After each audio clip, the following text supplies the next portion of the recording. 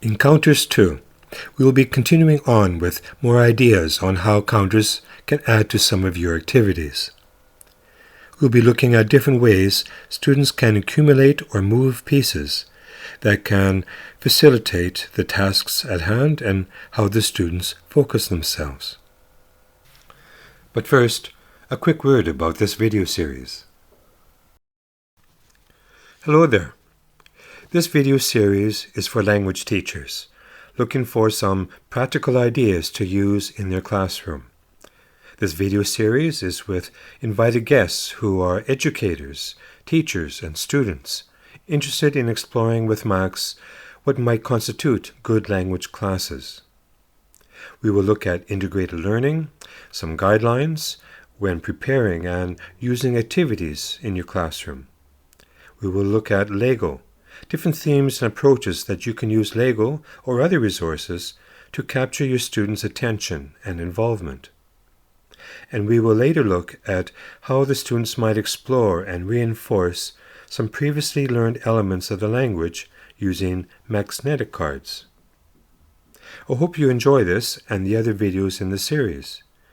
If you like what you see, please leave a like or even a comment. And now we begin today's episode. Joining us in this episode is George Papatheodorou. I'd like to thank him for his participation, his professionalism, and his goodwill. So Max, what have you got for us today? Let me show you.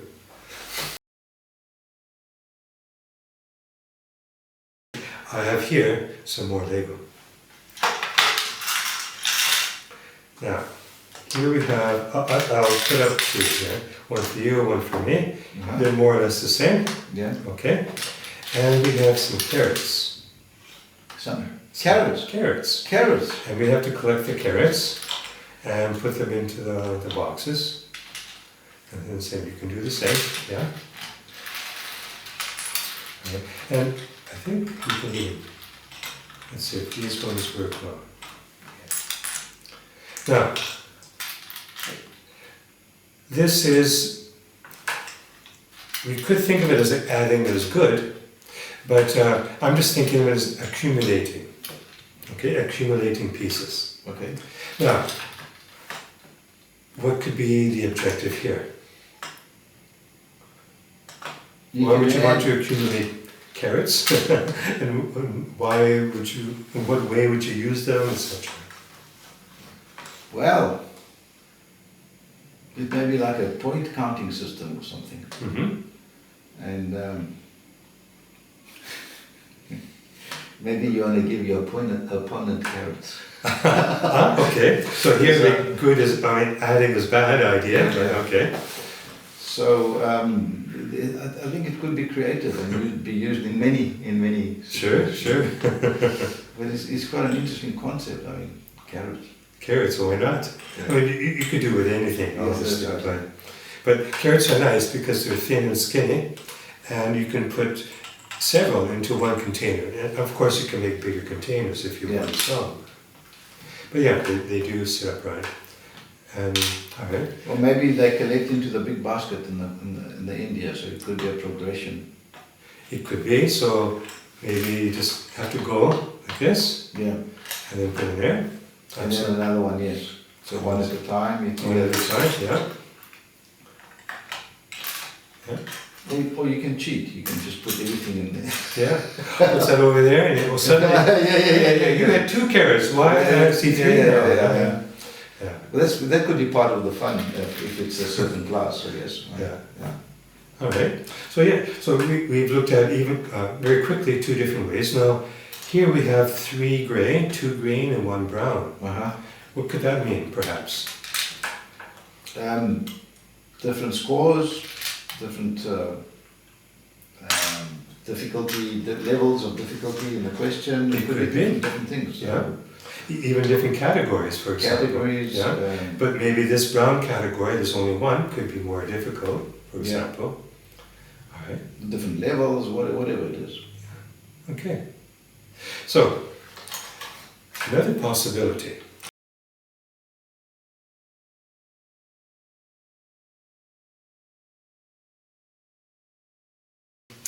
one game could be word formation. Okay. All right, so we could have maybe changing adjectives to adverbs would be the easiest, but we could also have changing nouns to verbs or verbs to adjectives or many things. So different categories could be, for example, like that. Every time if you're doing the speaking and doing follow-up questions, and every time, depends on what kind of a yes-no question, WH question, it could be echo questions, tag questions, lots of different kinds of categories there. You can also even put limits, like the maximum is 2 carrots per box. You can't put in a third, even though physically you can, but you can't do that, until all your boxes are filled. Once they're all filled, then you can put in extra carrots wherever you like. Yeah. And this also works good with fast finishers. If you have a few people who finish quickly, they can put in more carrots while the others are still working to try to get a carrot in each box, for example. So everyone can get some kind of satisfaction. If you can have the game long enough that everyone has at least 1 carrot in each box, they feel they've accomplished something. Now the fast finishers, maybe they have 3 in each box, but it doesn't look that different. And if you have more carrots in your boxes than me, but at least if I've completed 1 in each minimum, I feel I've done well, and you feel you've done well. So we don't have to have necessarily this competition idea, and fast finishers can go as quickly as they like. They don't have to slow down, etc. And I can go at my pace as well. So there's lots of ways we can play with this kind of idea. Now, also, continuing with the same idea of accumulating pieces. Right? So I have more ideas.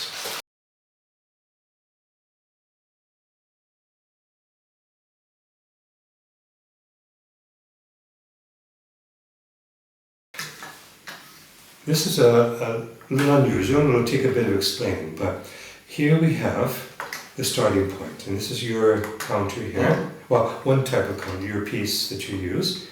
And every time you complete a task, for example, using a tag question or something, then you go. Now, once you get to all the way around the corner, you can open up the box and take out 1. There's a box? Yeah. Open the box. Ooh, and what do we have inside? Like a diamond-shaped thing. Yeah, so some kind of jewels. There. All right, so we can close the box. You can put the jewel back over in your cup now. Neat. And then off you go. Oops, sorry. We just lost our jewel. There it is. All right. Now, this can happen too. But I can move all around. Now, you may have noticed this little things here. To save your jewel, you can stick it inside over here. Oh, so 1 jewel. And then now you have to go back again, get another jewel. Shake it a bit. Yeah. Oops, not so many. Yeah, only 1 at a time. 1 at a time. I have the red one. Close the door, and then you go all the way back again. Yeah, then you put it back in again. Yeah, and then you put it next to the next one. And then you got 2 on this side, and 2 on this one, and again, when you accumulate all 4 jewels, or at least 1 jewel, you can be happy that you're a rich man, for example. All right? And you can make the tasks different kinds. It could be a multitask. One is just moving around, another to open the box, and etc. Whatever you want. It could be just 1 task each time you go through. Tasks, yeah. It could be multitask as well, but it's up to you. And again, it's not too complicated of a design. You want it to work.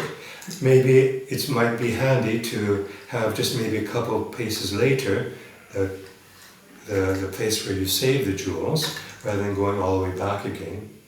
Yeah. Or you might have a circuit idea. So once here, rather than going back to the finish and then back again, maybe you just have to keep doing 4 laps basically. Yeah, you can design it each way, any way you want. Sure. But it's quite cool. It's nice to open that box, no? Yeah, yeah. And you get to that box, it's a nice feeling. Yeah. And then an extra nice feeling of putting it in there and seeing that jewel that you got. Yeah. All right. I'm going to show you one more idea of accumulating pieces.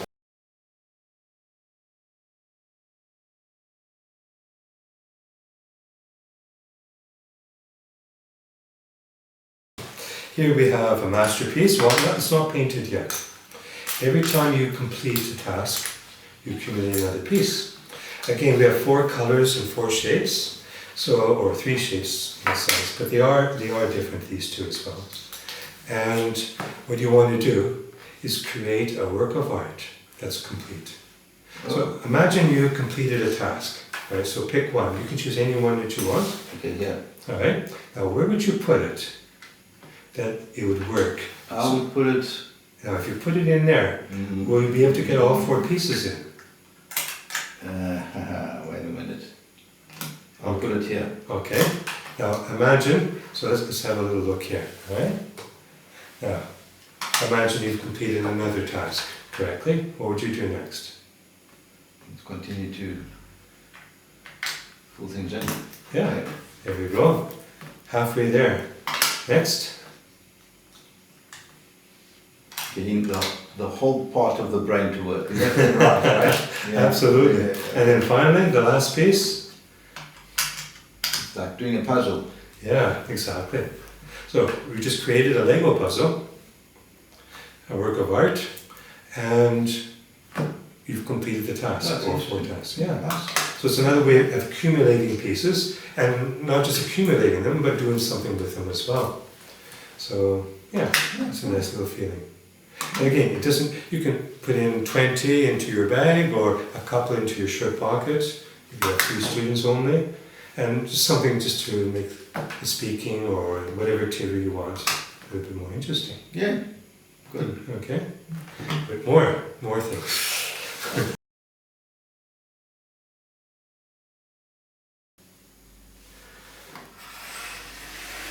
Okay.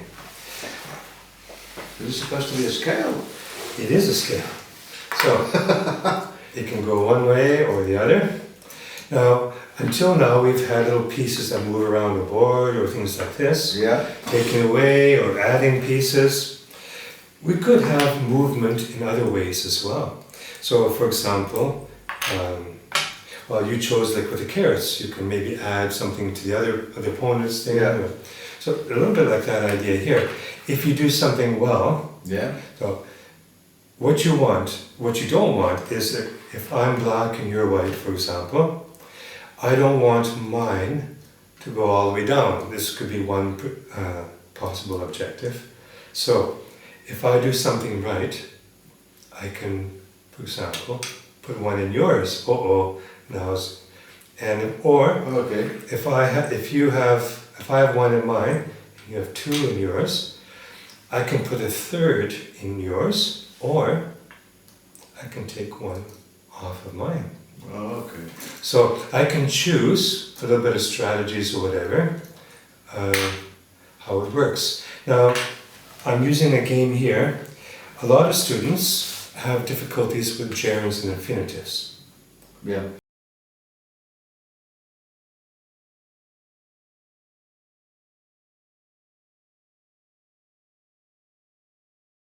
Now, one possibility, well, we use them in different ways. If you have verb number 1 touching verb number 2, verb number 1 tells you the verb tense, and it also determines the form of verb number 2. So if I have a word like, well, let's see here, I'm going to try enjoy. So verb number 1 is enjoy. Which form is verb number 2? Is it a gerund or infinitive? I enjoy. I enjoy making. So making, not make. Yeah. All right. So if you got it right. Gerund only. Enjoy dancing. I enjoy dancing. Okay. So then you can put a piece on yours. On mine, yeah, not exactly, yeah. And it's my turn. Yeah, I've eaten it, but so it does nothing. But it's not a good skill in many ways, yeah. Yeah, right, okay, Yeah. that's fine. Yeah. But if we do something now, if we can choose on the level of our students. Yeah. So if they're like a pre-intermediate level, then maybe simple words like enjoy or decide or want. But we have actually many categories. But if we look at 4 only, so we have verb number 1, enjoy. If there's a verb number 2, it's always the gerund form. When we say always, we mean almost always. Now, there might be special cases, but at the moment we just think of black and white more or less. Now, and for example, decide is always, if there's a verb following decide, I decided to go, I decided to paint, I will decide, or so whatever form the verb tense is of decide doesn't matter. Just the fact that it's the verb decide determines that this must be an infinitive if we have directly another verb immediately after decide. That's the simple one, gerund or infinitive. But we have more complications like, love, start, it started to rain, it started raining. You can use the 2 forms and they have the same meaning. So up to that point we're okay. But then if we have a verb like try or forget or regret, then we can use the 2 forms as well. We can have an infinitive or a gerund, but they have different meanings. It started to rain means the same as it started raining. But I tried to lose weight, I tried losing weight are not the same. So one is connected to the objective and one is connected to the methodology, how you do it. So if I take a card and I can decide only the category. So for example, enjoy, the next verb must be gerund, and then I can put my piece on his now. Okay. But if I get one that has a different, if it's the same meaning, like, love, etc., start, or gerund only, or infinitive only, then we can play this game. But if we add one more, the different meaning idea, so if I say forget can be a gerund or an infinitive, but they have different meaning. At that level, just identifying that function, I'm entitled to 1 piece. But if I can explain the difference between what is the meaning of the gerund form and how it's different from the infinitive form, I get another piece. But instead of getting 2 pieces, what I can do is maybe add 1 piece to yours, and I can take away 1 piece from mine, or something like this. Now, these are big pieces. You may want to have smaller pieces so it takes more turns, etc. But I just wanted something visual. But again, it's not a very good skill. It's not. It's difficult to cheat. Well, no, I think it's easy to cheat. You discover banging on it. It's already one way. It's going to go more like that. But yeah, it's an interesting idea of movement, no? So rather than just getting things or taking away things or going in a straight line or a race, now we can move things back and forth. I can take 1 piece, if I got that from different one, I can put it onto yours now, or vice versa. Yeah? So things like this can make it interesting. The drawback on something like this, though, is it's just too big. And it's fragile. It doesn't work that well. The idea is nice. It is nice. I'm sure you can make it a bit smaller. You could. Like a little seesaw idea. Yeah. Absolutely. Smaller, yeah. I mean, if you make it smaller, you don't need all this. You don't need to, like a little seesaw, it's easy to get this kind of idea without all the extra pieces. Yeah. Okay. How do you keep children from not touching and playing? Because I teach adults mostly. Okay. Well, depends on the child's age. if they're well behaved and respectful, some they just can't stop. Yeah, exactly. Yeah, and that's their nature. Throw things around and they start eating things, breaking them and sitting on them. And But if that was their personality and their age group, then this wouldn't be appropriate. But if they could handle it. But even with adults, it's difficult. They want to push it down hard, and then the whole thing takes. Yeah, that's possible. Yeah. Okay. So we've been looking at counters. I'm going to give you a few last possibilities. Okay. And then I would like to hear some comments from you about what you think about using counters in your class.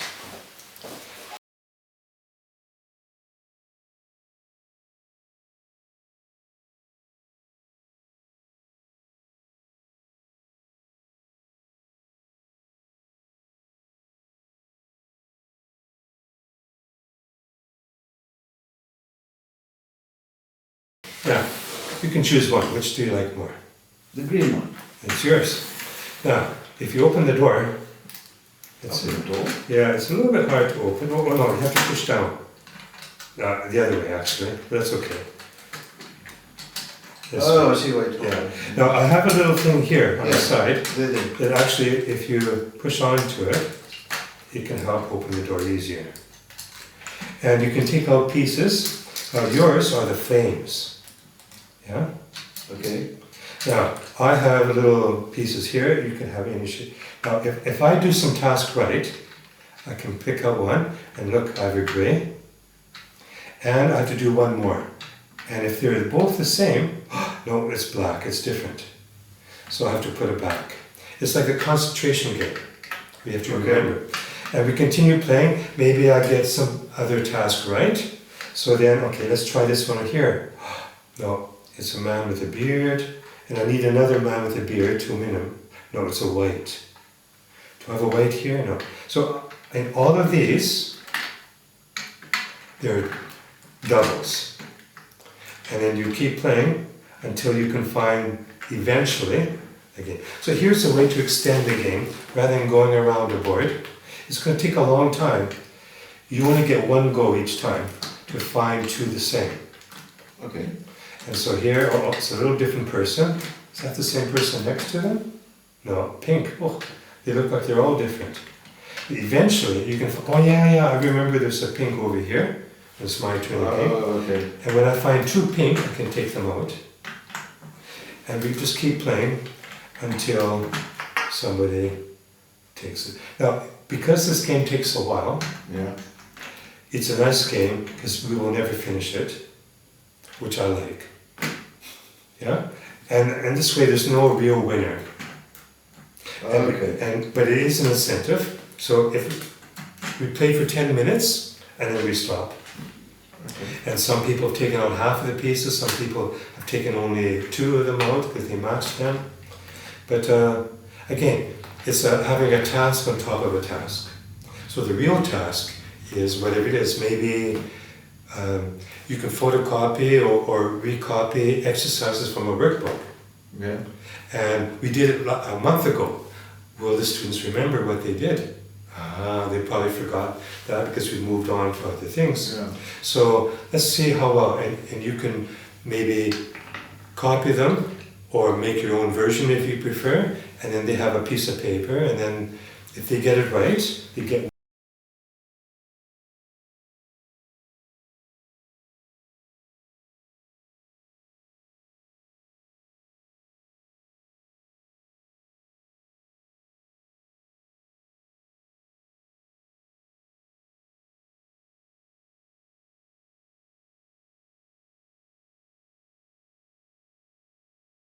So we've looked at counters, lots of different kinds of counters. I have a couple more to show you.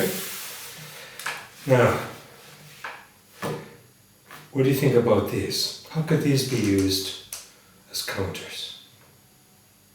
Well, they could be used as different items in role plays, maybe. Okay. Or like for example? Maybe a telephone call. Okay, sounds good, yeah.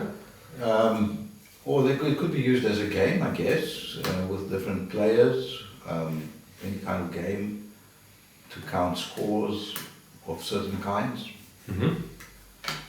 Yeah, something like that. Okay. Yeah, it's quite open. You could create whatever you would like. Yeah. And I have something here as well.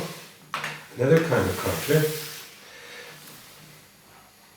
Now, years ago, I had a group of special students. I really liked them a lot, Yeah. and they got a kick out of Lego. So they sort of encouraged me to do what I wanted.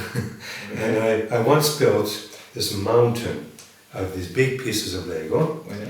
And it's a little bit more complicated than this, but again, by turning one piece, it actually moved a conveyor belt that was sort of hidden behind the mountain, just below the surface. And there was a figure up here. So every time, for example, they did something well, maybe if the goal was to get to the top of the mountain, you can move in one turn and you get closer and closer to the summit. Okay. Or it could be the other way.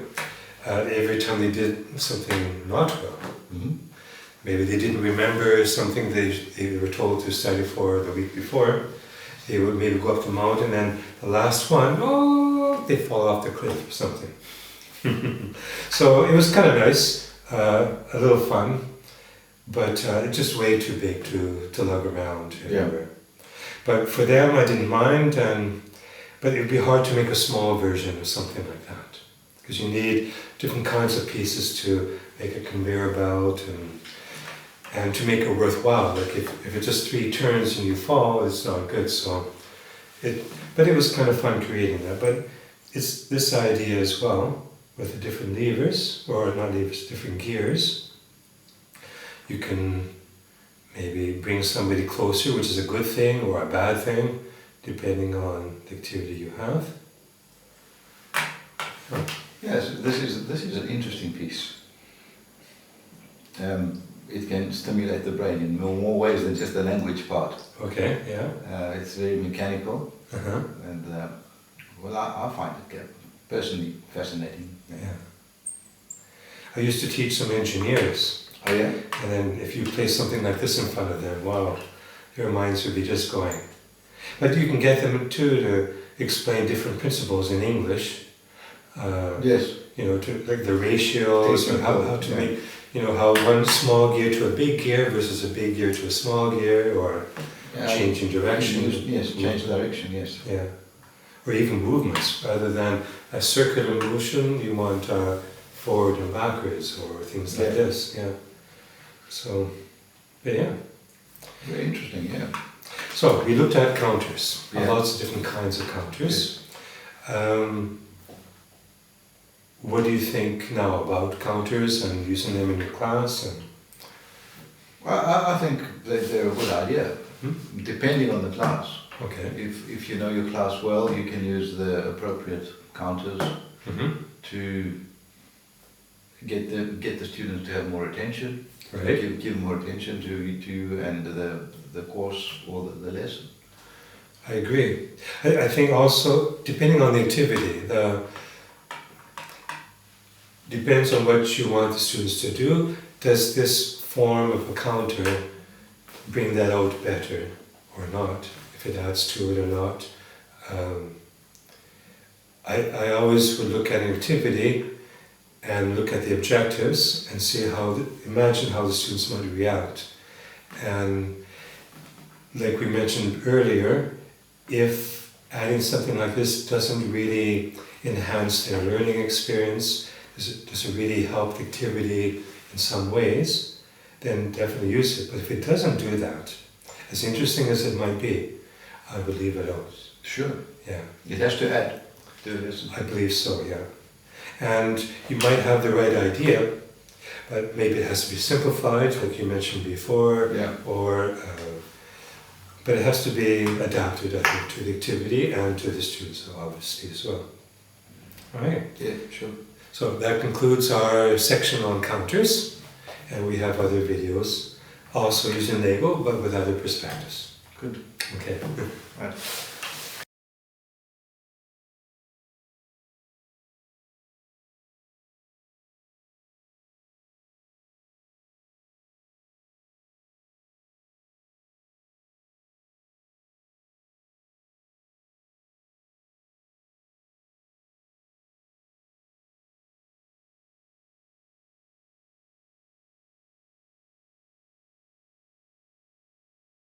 That brings us to the end of this episode. I'd like to thank the following people who have helped to make this series possible.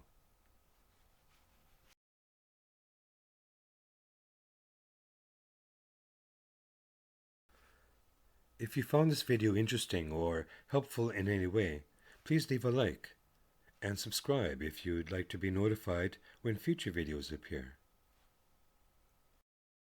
Perhaps you'd like to check these out.